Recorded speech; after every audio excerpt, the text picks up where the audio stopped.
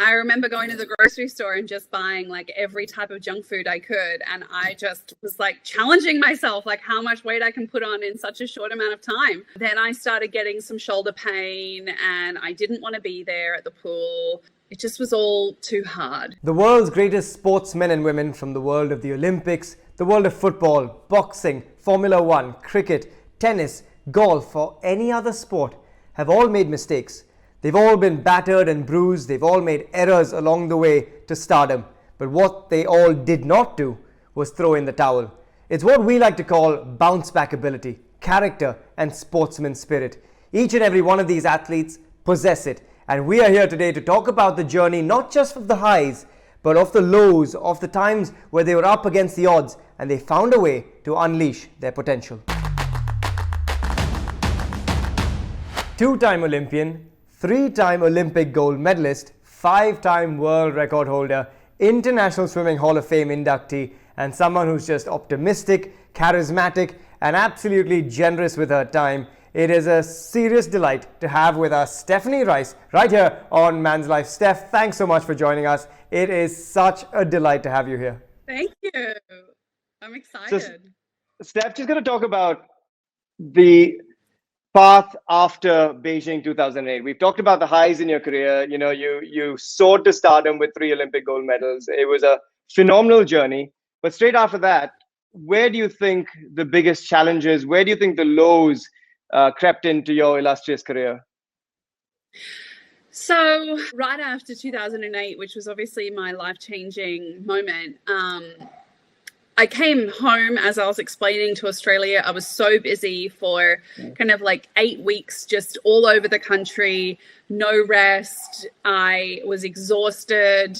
I had, I think I had some form of like almost getting pneumonia off the back of coming home because I was just so run down. Like I literally hadn't slept properly for like 8 weeks. We were only given 6 weeks off swimming from Beijing to starting the next year. And those 6 weeks I spent working, and I started back training for this next year, whole year of training. And I was like, I'm exhausted. Like I have had no time off. I had put on 6 kilos because I just went to town. Like I remember going to the grocery store and just buying like every type of junk food I could. And I just was like challenging myself, like how much weight I can put on in such a short amount of time. And I feel like that's where it all started. You know, then I started getting some shoulder pain and I didn't want to be there at the pool. And it just was all too hard. I hated it. I would want to relive that year over again. You know, you pulled out of the Commonwealth Games in 2010. You were still reigning Olympic champion. You're going into this phase, approaching your second Olympics, and you know you've got another minor surgery. How do you cope with that mentally, knowing you still had to compete?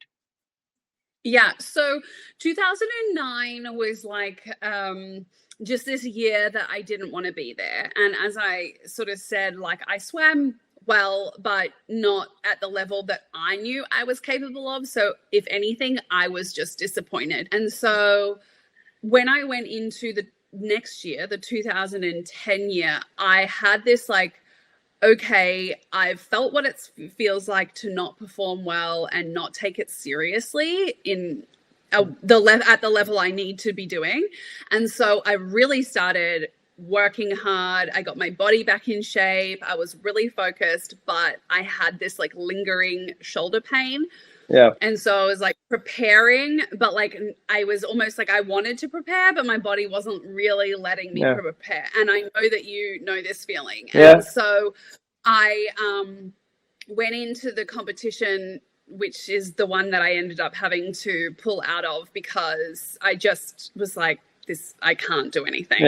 And ultimately the goal wasn't 2010 Commonwealth Games. It was the London Olympics. So I was like, I'll sacrifice this competition for being ready in 2012. And it was devastating for me because it was in India and I had such a following from India. And I just had this really like a real excitement to go and meet the people that had supported me. And so it was a really hard one for me to pull out of, which is why I cried the entire interview. Yeah, well, I can see the love for India. Having spent 3 months with you here now, I see it and I can understand it. But Steph, just going through that period again and talking about your retirement, because you retired at the ripe old age of 24. Yeah. You did it when most kids were just coming out of college. You had 3 Olympic gold medals.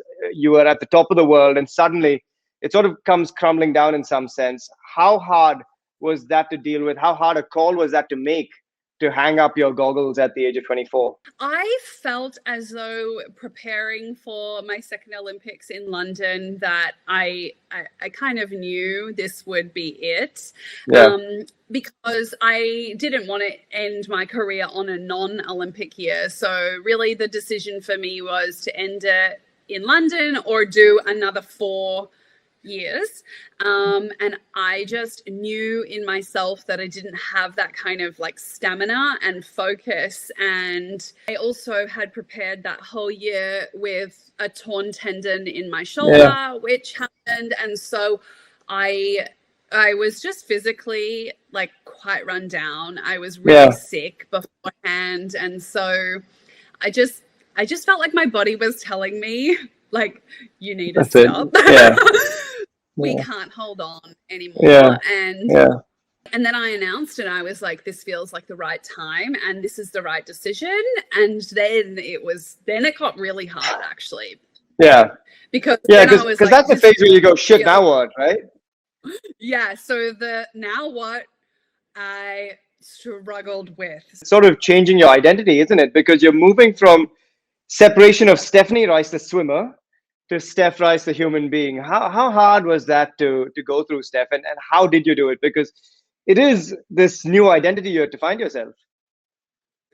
It was really hard. And because, as you said, like Stephanie Rice, the swimmer, was all I ever knew, like from primary school. So I never knew another version of Stephanie Rice that wasn't the swimmer. I think when you are in what is, I guess, like the biggest slump of your life, like where you just feel down and out, like it's like you don't want to see anyone else in the world. It's like a form of depression, but for me it felt deeper than depression because it felt like I've really lost like meaning and purpose. I kind of personally feel that the reason that time was so hard for me was because I needed to learn all the lessons and have empathy for the feelings that people go through in order to mentor or coach or help people through it. Because if it was easy, I would have just I wouldn't have learned anything, right? Like you always learn the out of the hardest times. And I feel like that's where we both really connected, was like on that sort of defining who you are and what you're here for and that feeling. And not a lot of people get it. So it's kind of nice to be able to use that time of hardship to like help other people through their hardest time. Yeah, I think the great part about what you're doing is already helping other people out. I think that's how I'd like to end this session is understand from you, from all these learnings through that low, what advice would you give to aspiring, whether it's swimmers, whether it's businessmen or women, whether it's someone else that's gone through a low in their life and finds themselves in this slump? What do you think are the learnings that you could give them that will ease them out of it quicker? I think some of the advice I would have given myself was to not be so hard on myself. Understanding also that what I try and embrace now is that some of those, and it's not even those huge defining, it's just when you have a crap day. It's like those days are actually the biggest blessing because they are the days that you remember when things are going really well. So when I'm in those harder times, I remind myself this is when I need to do the most reflection to learn why this has happened so that it won't happen again. Yeah, I think reflections and looking back, and development on yourself is something we could talk about for hours and hours, as we've said earlier, Steph. But thanks for taking us into a tough part of your life, a tough part of your career. And as we've always talked about, I think everything happens for a good reason. And I think you're someone that advocates that as well. So thanks for sharing this. And I'm pretty sure that it will be a launch pad for a lot of others to learn from the lows and get through them quicker. Thanks. Thank you. So that was three-time Olympic gold medalist Stephanie Rice giving us an insight into the lows of what was an illustrious career otherwise. Thanks, Steph, for that. And we've got so much more content coming your way. Head across to manslife.in for all the content from the world of auto, sport, lifestyle, and entertainment.